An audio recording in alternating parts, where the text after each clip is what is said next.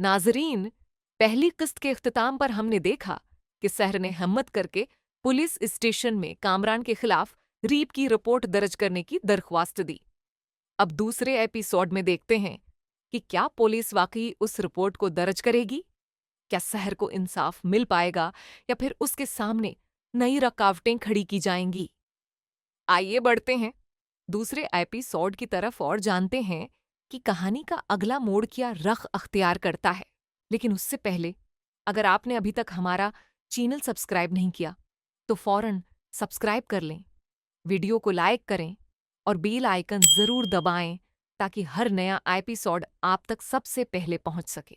ناظرین، جیسا کہ پچھلی قسط کے آخری سین میں ہم نے دیکھا تھا کہ کس طرح سحر نے پولیس اسٹیشن جا کر کامران کے خلاف ریپ کی رپورٹ درج کرنے کی درخواست کی تھی، جس کے بعد پہلی قسط کا اختتام ہو گیا تھا۔ ناظرین، دوسری قسط میں ہم دیکھتے ہیں کہ سحر پولیس اسٹیشن جا کر پولیس کو بیان دیتی ہے کہ میرا ریپ ہوا، جس پر پولیس اس پوچھتی ہے کب، تو کہتی ہے 6 روز قبل، جس پر پولیس اس سے کہتی ہے کہ اتنی تاخیر سے رپورٹ درج کروانے پر انصاف ملنا مشکل ہے اور آپ نے نہا کر تمام ثبوت ضائع کر دیے ہیں، جبکہ مقدمہ درج کرنے کے لیے میڈیکل رپورٹ درکار ہوتی ہے۔ اسی دوران لیڈی پولیس افسر بھی آ جاتی ہے، جبکہ پولیس سحر کو ڈراتی دھمکاتی ہے کہ کامران ایک بہت بڑا آدمی ہے اور اس طرح کے کیسز میں مضبوط ثبوت ضروری ہے، جس پر سحر کہتی ہے کیا اس ملک میں انصاف نہیں اور میں یہ کیس لڑوں گی بھی اور جیتوں گی بھی، جس پر S H O lady police افسر کو سحر کا میڈیکل کروانے کا کہتا ہے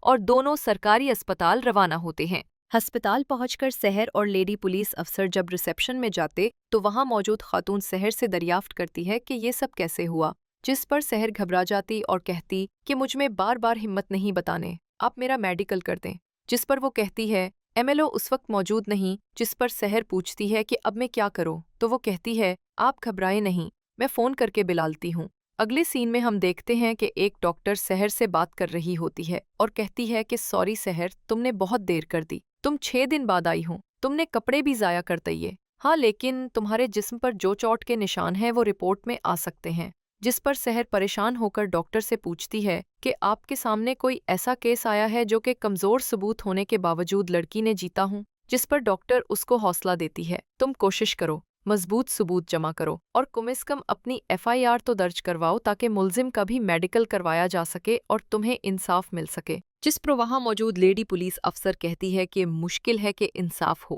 جس پر لیڈی ڈاکٹر اس کو کہتی ہے تم تو عورت ہو، تم اس کو حوصلہ دو، جس پر وہ کہتی ہے انہوں نے ایک بڑے آدمی پر بنا ثبوت کے الزام لگایا اور کیا آپ عدالت آئیں گی گواہی دینے پر، جس پر ڈاکٹر کہتی ہے ہاں، جو رپورٹ میں نے بنائی ہے اس کا دفاع عدالت میں ضرور کروں گی۔ اگلے سین میں ہم دیکھتے ہیں کہ سحر کی والدہ سحر کو اس کے کمرے میں موجود نہ پا کر پریشان ہو جاتی ہیں، جس پر سحر کا بھائی اور اس کا والد دونوں فون کرتے ہیں لیکن سحر فون نہیں اٹھاتی، جس پر سحر کے والد پریشان ہو کر اس کی والدہ اور بھائی کو ڈانٹتے ہیں کہ تم دونوں کی وجہ سے میری بیٹی چلی گئی،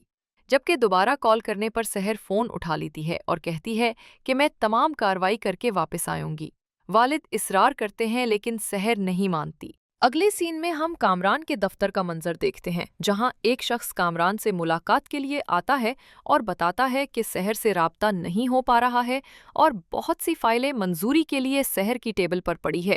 جس پر کامران جو کہ سحر کے متعلق سن کے پریشان سا ہو گیا تھا، فوراً کہتا ہے کہ کوئی مسئلہ نہیں، میں سحر کے متعلق معلوم کرتا ہے، جب تک جتنی فائلیں ہیں آپ لے آئیں، میں سائن کر دیتا ہوں۔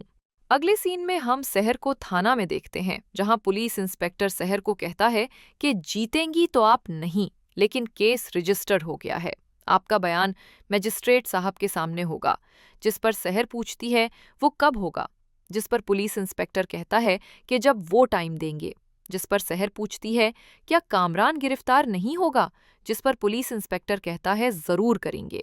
مقدمہ درج ہو گیا ہے، گرفتاری ہوگی، آپ کافی رات سے یہاں ہیں، اب آپ گھر جائیں، جس پر لیڈی پولیس کہتی ہے